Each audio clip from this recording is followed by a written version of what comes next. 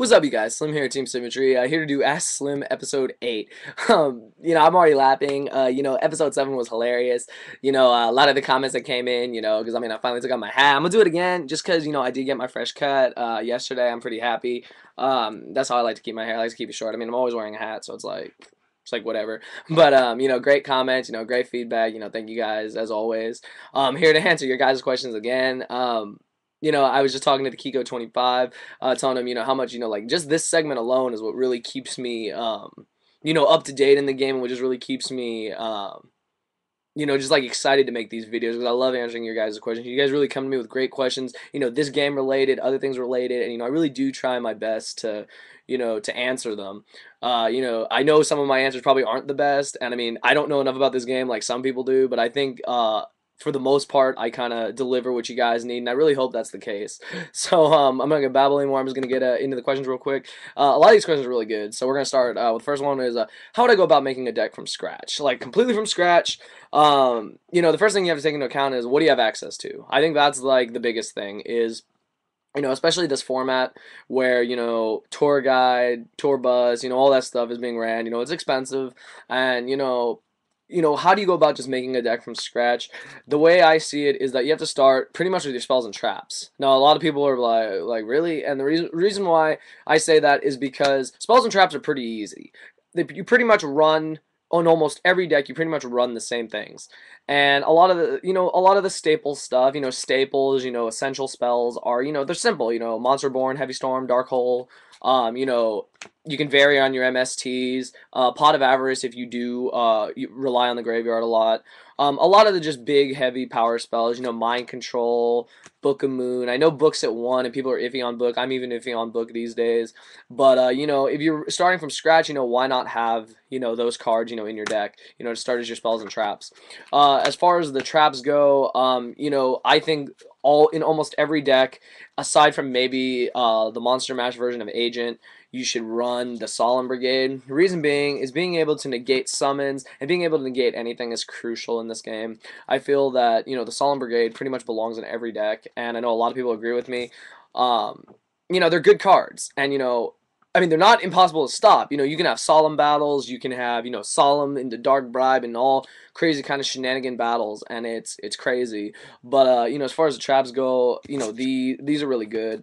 People will throw in, Bottomless and D-Prison, and, right now, in a format where Inzectors are pretty much everywhere, I'm not really big on Bottomless and D-Prison, just because, they're gonna get popped. Inzectors pop stuff, and it happens, and it's like a real minus because you start in your main deck with those cards, and you don't want to side them out because your opponent's going to side in other things, but you take up too many slots, and then you'll be regretting not having certain cards. Like one of the cards I really like right now, especially, is Compulsory Evacuation Device, just for the fact that it's chainable, so that there's a pop, you can bounce Dragonfly or whatever it is back, and it does hinder your opponent. I believe it does. And it's just a really good card. It's a really good answer to Zen mains, really good answer to synchros when they come out. Just to exceeds, and even to heroes, because heroes are starting to make a comeback, and Compulse can hit that shining, well, mostly shining because you hit 0, your field's gonna blow up. But Compulse is just really good. Compulse is good against Rabbit when they bring out the Red Guy 1, Red Guy 2. It's just really good.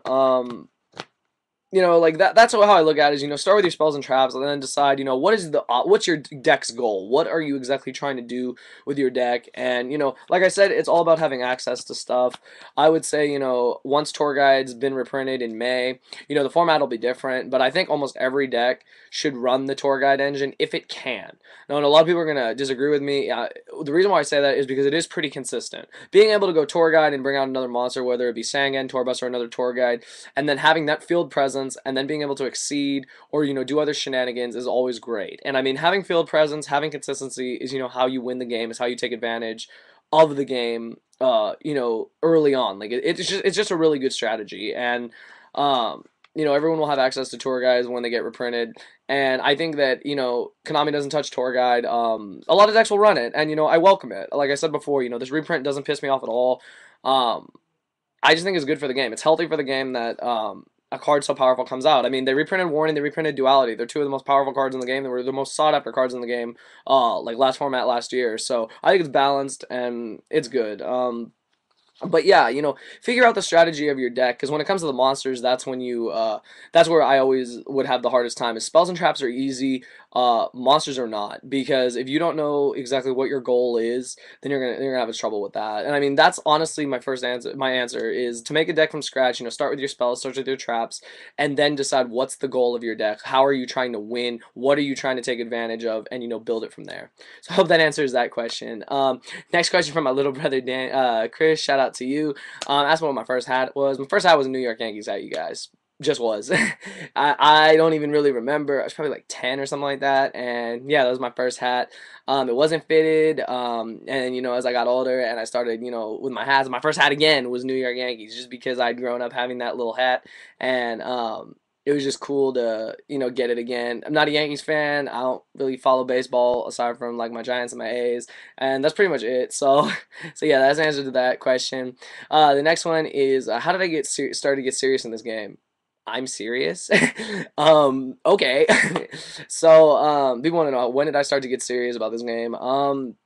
I guess it would be I guess like a year ago or something like that, when I was playing a lot more at my college, and I was going to a lot more locals, and I'd gotten like 2 invites. I'd gotten them with Samurais and Gravekeepers, and I had really spent time practicing, and just trying to get better, because it's really hard to I guess, like when you switch decks and like you play against like all different types of decks, your mindset is always different, like depending on the matchup. Once you know what you're playing, your mindset completely changes, because you sometimes have to rearrange your strategy.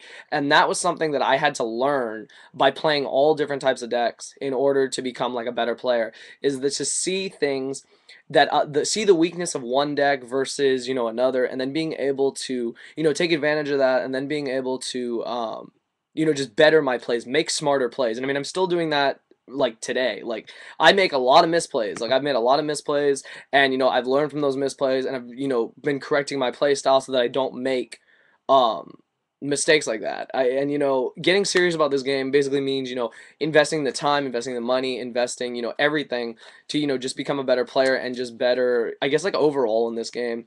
And it's not about how many wins you have, because I learn a lot more from my losses. Like, when I lose, I learn that oh, I could have done this but I didn't. Next time, if I'm in that situation, I'll make the smarter play. And I feel that that's really essential for this game. So I mean, I pretty much got serious about this game about a year and a half ago, and now I'm just like dead on serious, I guess. I don't even appear to be that serious, but I really do care about the game, and I really do want to get better as a player. So I am pretty serious about the game.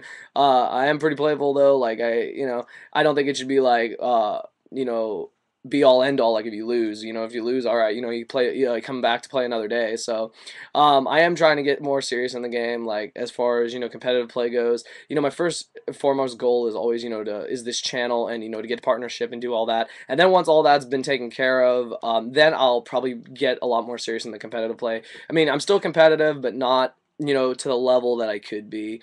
But that's my honest answer to that one. Next one, I got 3 questions. Is why do I think that the TCG meta is more expensive to play in than the OCG meta? That answer is simple. We have TCG exclusives. Need to be reminded, even though it's getting reprinted. OCG doesn't have this. This card's broken. End of story. It's expensive as shit. Like, I'll be honest, it's ridiculous at times. When cards go up to, over $100 a piece, it's like, really? It's like, I have to shell out a bill for one piece of cardboard with an image, and it's like, alright, it's like, if I can do it or I can trade for it, it's like, alright, if I really need it, okay. But, in my honest opinion, it's ridiculous. In the OCG, this little doodad here is a rare. I mean, come on. Like, it's a rare, and it's like worth nothing. It's ridiculous. They had rare Dark Arm when we had secret Dark Arms. They had so much access to duality, and we were struggling to get dualities. They had common Solemn Warning. Now, I know it's been reprinted. But it was a common. It was ridiculous. We struggled so hard to get these. I remember everyone trying to get these. When these things were like $90 a piece, I saw people shell out the $100 bills just for them, just to guarantee that they'd get the card, and it was just ridiculous. And I mean, now Konami, decides to get, I guess, smarter about this game and start to reprint stuff so that we have a more balanced meta. But the damage has already been done. That's the honest thing, is that the damage has already been done to this game because they make TCG exclusive. Wind Up Shark, Wind Up Rabbit. I mean, those are TCG exclusives that make wind-ups broken, and people know this. It's ridiculous. And, it's just things like that that make it really expensive to play this game. A hobby is expensive, but when they specifically make cards that are just so broken and they only are available here, you really begin to notice that, how kind of, I guess, unfair it is that, the OCG, I always have believed that if the OCG, when they get tour guide, when they get exclusives that we get, down the line, like, if we were ever to go, like, against them, like, they probably have a million strategies for tour guide, a million strategies for, like, tour bus and all this stuff. And, that's the difference, is that it's a lot more expensive to play here, but then it's becoming a lot less skill based, because when you have these cards, they have so much power that they kind of play themselves. I mean, that's just my honest opinion as a player. I can't talk because I have a lot of these exclusives, and they work. You can't deny that they work. And I mean, that's my honest answer, you guys, is that it's just a lot more expensive to play here, that they make exclusives, and you either have to go with it or go against it, and usually when you go against it, you're gonna have a really hard time. So that's my answer to that question. The next question I love: what do I think about people who look down upon people who play this game? I'm gonna keep this short and sweet. Frankly, I don't give a fuck, and the reason why I say that is because there will always be people that look down at this game. There will always be people who look down upon players, who look down upon you or me. Oh, because we play this game. Oh, we play a children's card game. But here's my honest response. Why the fuck do you care? Like, seriously, like, why do you have to waste your time and mine trying to, try and insult me or say, oh my god, you play a children's card game, oh, you're such a dork. And it's like, okay, it's like, I'm making money off this game. I have amazing friends, amazing community here on YouTube. And it's like, what are you doing? What are you doing that's so fucking great that you can honestly look down upon me, that I play this game? And it's like, it's just, I've answered this question a million times, and, it's just like, okay, I really don't care. I don't care that, that you're wasting my time and yours by trying to, cut me down for playing this game. And it's like, okay, cool. It's like, I'm gonna keep playing, I'm gonna keep making money, I'm gonna keep, being me, and, what are you doing? You're just like, you're a waste of time. Like, honestly, you're a waste of time. You're better off just, I don't know. I don't want to say anything stupid, but, you're just better off, going away, I guess.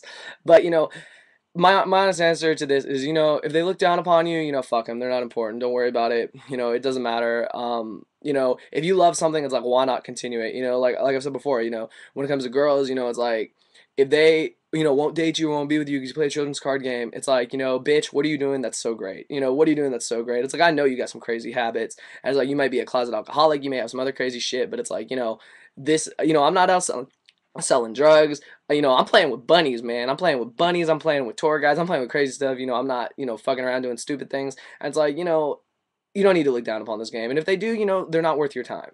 That's my honest answer, you guys. Next question. Speaking of the devil, what do I think? Is Rescue Rabbit more broken than Rescue Cat? God, you see, that's actually a really hard one, because Rabbit is really good, because Rabbit will bring out, the two guys, and then they'll make a, make a Login, make a Dolka, or make a Utopia, or Roach, or whatever.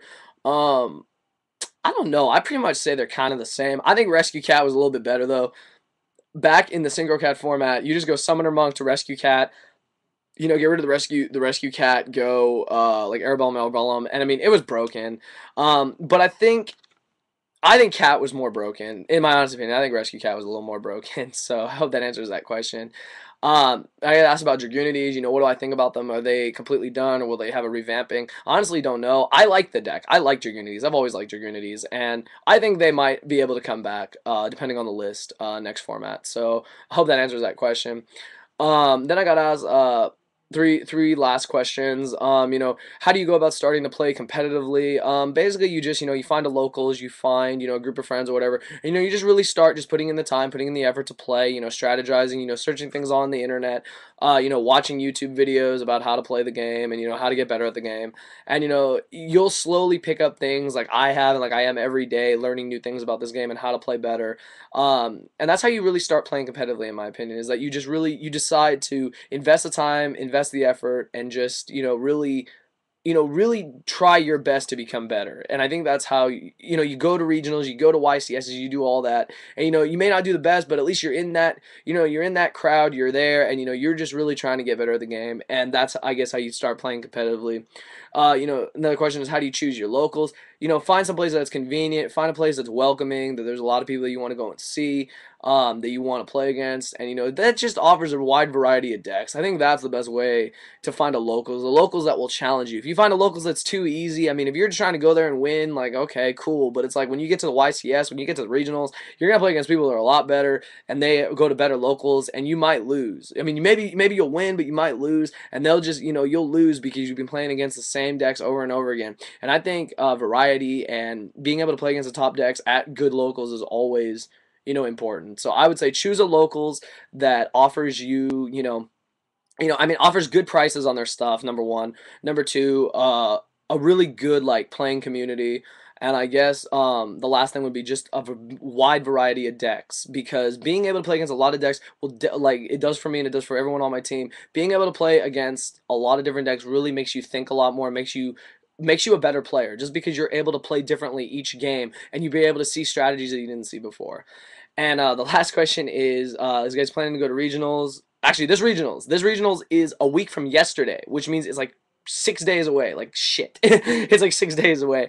And do I have any advice for someone's first regional experience? You're gonna have a good time. You go in, you pay, you get your packs, have your deck list, all that ready, and it's just a great time. I love going to these events. I think they're just great, and I'm gonna be there, so I can't wait for that. I'm definitely recording. I got my new, actually, I have it right here. Actually, I got my new little camcorder, so definitely gonna be recording some matches, deck profiles, and stuff. Um, you know, all I can honestly say is that regionals is great. Regionals is great. YCS is great. And you will have a good time if you want to have a good time. I mean, I'll just be honest. I mean, you're not gonna win. I mean, I've never won regionals, and it's like I still have an amazing time because I can record. I get to see people I haven't seen in a long time. Get to work with channels, and I mean, that's just what it means to me. It's just to spend the time, be around a good group of people, and just have a great time and great experience overall.